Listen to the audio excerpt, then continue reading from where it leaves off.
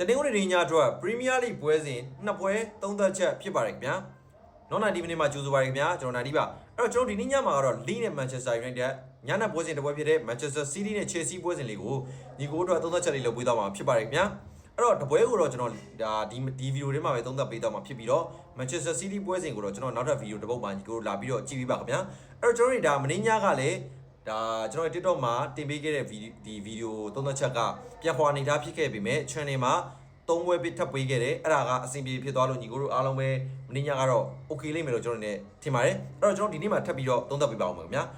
သုံးသက်ချက်လေးစပြီးတော့မပြောခင်မှာကျွန်တော်စီမှာဒီနေ့ VIP တပွဲကောင်း1000ထွက်ပါတယ်အဲ့ဒါတော့ကျွန်တော်ရဲ့ Wall က Viber နံပါတ်မှာလာရောက်ပြီးတော့အားပေးလို့ရပါတယ်ကျွန်တော်ကြိုးစားထားပါတယ်ခင်ဗျာအဲ့တော့ကျွန်တော်ဒီစပြီးပြောပါမယ် League အိမ်ကွင်း United အဝေးကွင်းလာအောင်ရင်ဆိုင်ရမှာဖြစ်ပါတယ် League ကဒီယာဒီမှာနောက်ပိုင်းပွဲစဉ်တွေအတော်လေးကောင်းလာတယ်လို့ကျွန်တော်တို့ပြောလို့ရတယ်ဘာလို့အဲ့လိုပြောသလဲဆိုလို့ရှိရင် League ရဲ့နောက်ဆုံး9ပွဲမှာတကယ်ကောင်းတဲ့အသင်းတွေကိုရင်ဆိုင်ခဲ့ရပြီးတော့အမှတ်ဆုံးရှုံးမှုမရှိတာဘူးတရေပွဲလေးပွဲကြုံခဲ့တယ်ဗျာဒါပေမဲ့၄ပွဲလုံးကတူနန်အသင်းတွေကြီးပဲနိုင်ခဲ့တဲ့တပွဲကလည်းသူ့အိမ်ကွင်းမှာအတော်လေးကောင်းကောင်းခြေစွမ်းနဲ့နိုင်ခဲ့တာ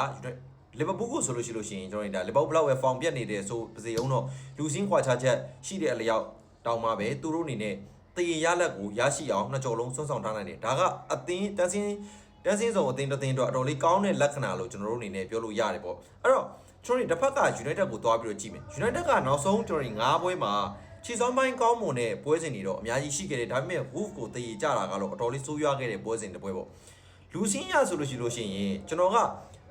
အဓိကအပြင်ဆိုလို့ရှိရင်ဒီယာဒီမှာကျွန်တော်ကွင်းလေပိုင်းကစားသမားတွေကို highlight ထားလေးရှိတယ်ပေါ့နော်လီမာကလည်းတကယ်ကိုမှ highlight ထားရမယ်ကွင်းလေကစားသမားရှိတယ်အဲ့ဒါကတော့အမ်ပါတူပဲအမ်ပါတူဒီယာဒီမှာကောင်းတာကတော်တော်လေးခြေစွမ်းပိုင်းတီတီငင်ငင်နဲ့ကိုကောင်းတာလေးရဲ့အကောင်းဆုံးကစားသမားကိုပြောဆိုဒီနောက်ပိုင်းမှာ Cavani ဝင်ကိုပြောကြမယ်ဆိုပေမဲ့ကျွန်တော်အနေနဲ့ကတော့ဒီကွင်းလေကစားသမားကိုပဲကျွန်တော်ညွှန်းဆိုခြင်းနဲ့ကွင်းလေပိုင်းမှာအတော်လေးကောင်းပြီးတော့အသင်းရဲ့ captain တူဦးလေးဖြစ်တယ်လေးရဲ့အဓိကကစားသမားတစ်ယောက်ပေါ့နော်သူမပါဝင်နေတာကကန်စီပိုင်းကိုတော်လေးရော့နေစေလိမ့်မယ်လို့ကျွန်တော်အနေနဲ့ထင်တယ်နောက်တစ်ချက်က